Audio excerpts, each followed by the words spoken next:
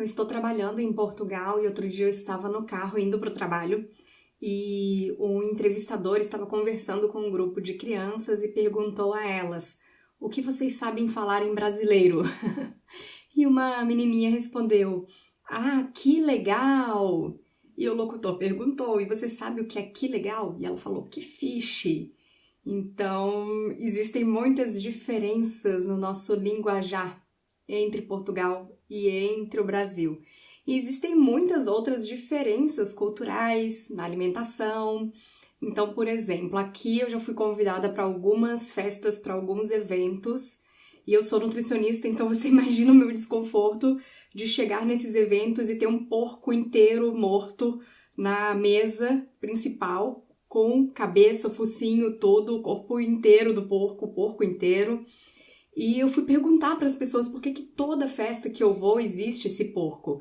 E eles falaram que é algo bem antigo, é uma parte da cultura deles. Antigamente, quando você era convidado para casa de uma pessoa, eles falavam: "Nossa, olha o tamanho do porco que eu matei para você, olha como você é bem-vindo aqui, como eu gosto de você."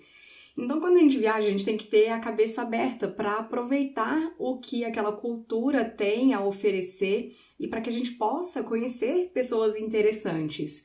É como quando a gente viaja. Se a gente viaja com a cabeça muito fechada, nunca nada vai estar bom.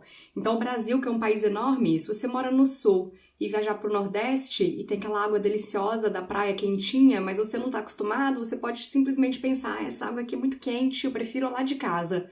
E aí você não aproveita a experiência.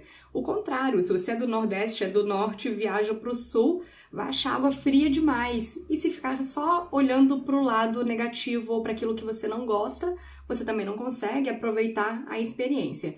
Então, quando a gente está trabalhando em outro país, vivendo em outro local, temos que ter a cabeça aberta, porque nós conhecemos no caminho pessoas maravilhosas e temos experiências incríveis. E o importante é justamente estar conversando para descobrir por que é que existem essas diferenças culturais.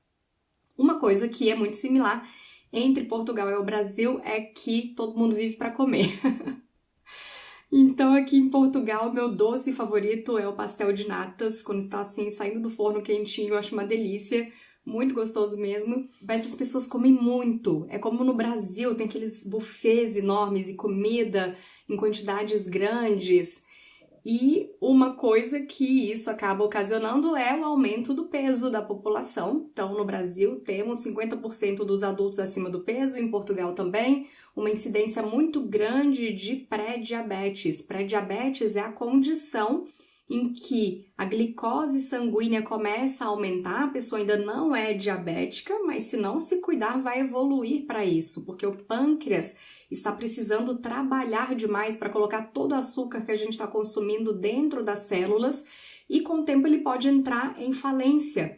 E essa quantidade de açúcar, de glicose elevada na corrente sanguínea por muito tempo aumenta o risco não só de diabetes, mas de doenças cardiovasculares, de problemas nos olhos, de doenças renais, de derrames, de infartos.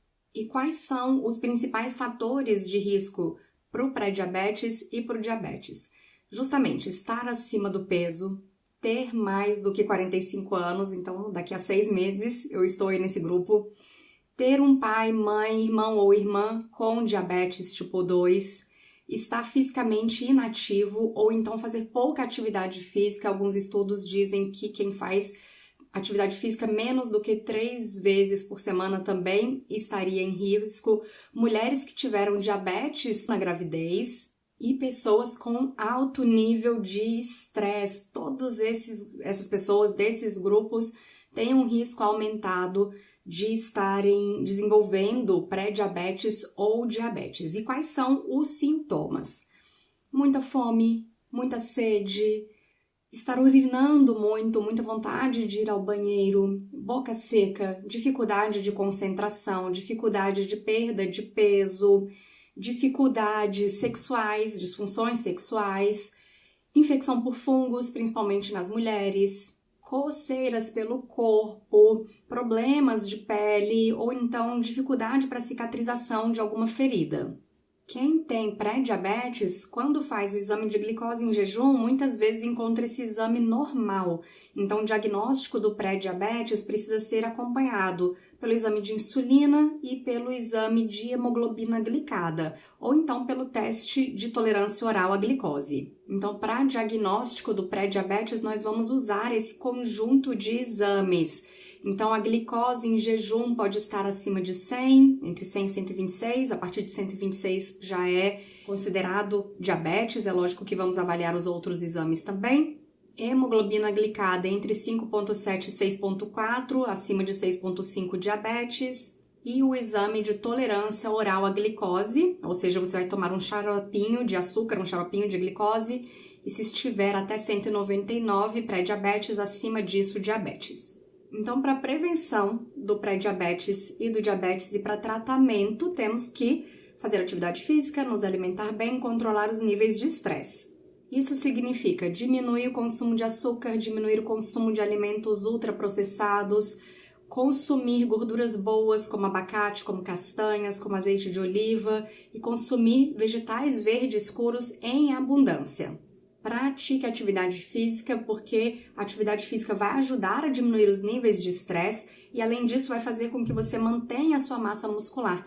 E nos músculos temos muitos receptores para insulina, então, para prevenção e tratamento de diabetes, isso é fundamental, manter esses receptores em grande quantidade e com bom funcionamento. E os vegetais verdes escuros, assim como vários outros vegetais, vão conter uma série de fitoquímicos que são anti-inflamatórios, ou seja, vão manter esses receptores funcionando bem. Então, uma dieta baseada em vegetais é muito importante.